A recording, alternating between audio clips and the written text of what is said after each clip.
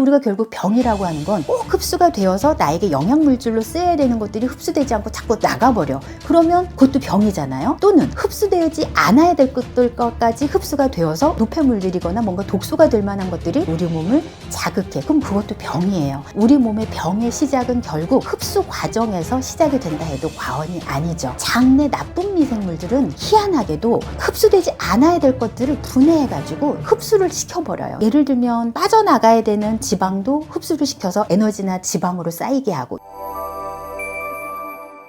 사실은 좋은 음식들 우리가 먹게 되면 다이어트에 효과가 있지 않겠습니까? 네. 그런데 아무리 좋은 음식이라도 만약에 내가 소화하지 못한다면 또 효과가 줄어들 거 아니에요? 네. 음식의 소화 과정을 설명을 하려면 어렵기도 하지만 사실 이 부분은 좀 꼭 이해를 하시면 좋겠어서 제가 좀 길지만 설명을 드릴게요. 우리가 비만도 그렇고 당뇨든 고지혈증이든 뭐든 어떤 병이든 음식으로 생기는 병들이 많잖아요. 그리고 또 음식으로 고칠 수 있는 병들도 많아요. 결국 음식이 병을 생기게 하는 이유는 저는 이제 두 가지 측면에서 보거든요. 내가 음식을 꿀꺽하고 삼켰어요. 그러면 목구멍에 들어갈 때까지는 내 의지가 사실은 필요한 거죠. 삼킬지 말지. 하지만 목구멍을 딱 넘어가고 나서부터는 내 의지와 전혀 상관없는 일들이거든요. 그 길을 한번 따라가 보면 식도를 넘어가서 일단 위에 한 2-3시간 동안 저장이 되어 있다가 그냥 저장이 되어 있는 게 아니라 위에서는 저장되어 있는 동안에 위산이라고 하는 아주 강한 산도 나와서 여러 가지 물질들을 녹이기도 하고 살균도 해야 되고요. 또 하나는 우리 위는 굉장히 탄력적인 조직으로 되어 있기 때문에 물리적으로 이렇게 쥐어 짜주는 운동을 해요. 이런 물리적인 운동을 통해서 위 안에 있는 동안 정말 부드러운 죽 상태가 되어서 이 음식물들이 천천히 이제 소장으로 내려가야 돼요. 한 번에 내려가는 게 아니라 천천히 내려가거든요. 그러면 이 소장을 통과하는 사이에는 어떤 일이 일어나냐면 내가 먹은 음식이 다 흡수가 되는 게 아니잖아요. 그러니까 소장에서는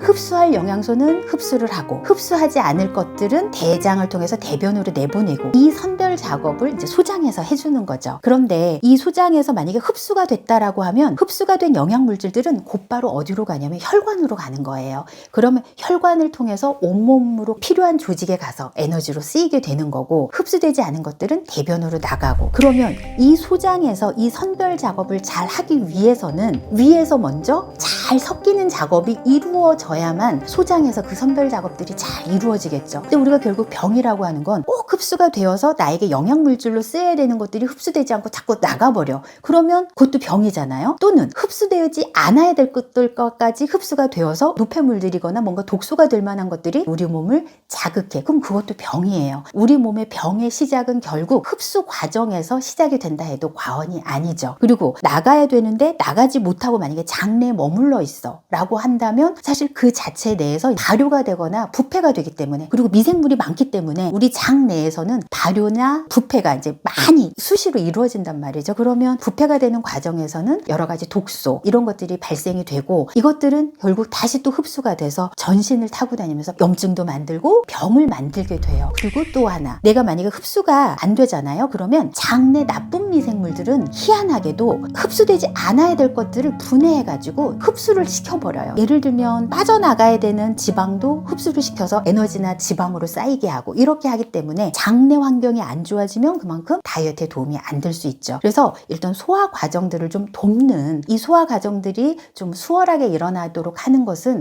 다이어트에 아주 중요한 과정인데요. 그렇다면 이 소화 과정을 도우려면 물리적으로 이런 소화 운동들을 잘 하게 하는 것도 중요하잖아요. 그러려면 약간은 양을 적게 먹어야 되는 게 첫 번째예요. 그래서 약간 소식, 많이 소식은 사실 저도 쉽지 않으니까 왜냐면 아까 제가 말씀드린 것 중에 위가 먹고 나서 배 터지겠다라고 하면 위가 압력이 굉장히 높아진 상태이기 때문에 위가 물리적인 운동을 하고 싶어도 해지지가 않아요. 그러면 이 위 안에서 아주 부드러운 죽으로 만들어지는 작업 자체가 안 되는 상태로 장에 내려가기 때문에 장에서 그 다음 단계들이 굉장히 문제가 생긴다는 거죠. 그래서 첫 번째가 소식이고요. 또 운동성을 좋게 하기 위해서는 두 번째가 식이섬유예요. 그러니까 식이섬유 자체는 장의 운동을 자꾸 자극해 주는 거기 때문에 수용성이든 불용성이든 식이섬유들이 들어가야만 위에서 운동도 잘 시켜주고 장에서 운동도 잘 시켜주고 그 다음에 세 번째를 생각해 본다면 효소 분비를 좀 잘하게 도와주면 좋겠다. 이것도 있을 수 있잖아요. 소화효소들 분비를 잘하게 하려면 가장 중요한 거 첫 번째는 잘 씹는 거예요. 잘 씹으면 소화효소 분비가 잘 되고요. 그 다음에 한 가지 영양소에 치중하면 소화효소의 분배가 잘 어려워요. 있어요. 예를 들어서 탄수화물만 많이 먹어. 그러면 입과 췌장에서 탄수화물 효소가 한 번에 나오는 양들이 한계가 있기 때문에, 그래서 한 가지 영양소만 막 치중해서 먹는 것들은 별로 좋지 않겠다라는 거고요. 두 번째는 외인성 그런 소화 효소들도 있을 수 있죠. 소화 효소를 가지고 있는 식품들을 먹어주는 것도 도움이 돼요. 그러면 한 세 가지로 볼 수 있는데, 첫 번째는 과일이나 생채소들은 그 자체로 소화 효소들을 많이 가지고 있어요. 그러니까 익히게 되면 이것들이 소화 효소가 불활성화 되지만 생거 형태로 먹게 되면 효소가 그대로 살아있기 때문에, 식이섬유소 들어가면서 효소까지 있기 때문에 채소나 과일이 소화에 도움이 될 수 있고, 두 번째는 발효식품을 좀 충분하게 섭취를 해주면, 이 발효식품들도 역시 발효되는 과정에서 효소들이 많이 만들어지기 때문에, 예를 들면 김치 또는 된장, 청국장, 요거트 이런 것들도 소화에 도움이 될 수 있고요. 마지막은 요즘은 효소 제품들도 좋은 제품들이 많이 나와 있으니까 효소 제품의 도움을 받는 것도 저는 좋은 방법이라고 생각을 합니다. 자, 마지막으로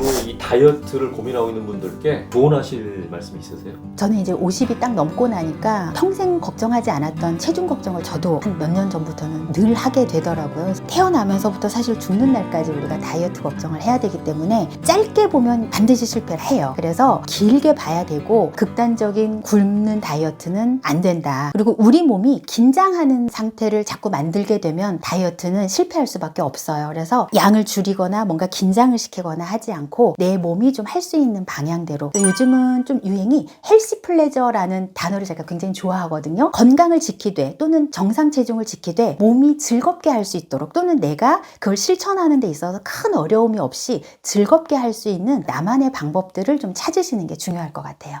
여러분께 양질의 콘텐츠를 제공할 것을 약속드리겠습니다. 지금까지 지식인 스튜디오였습니다.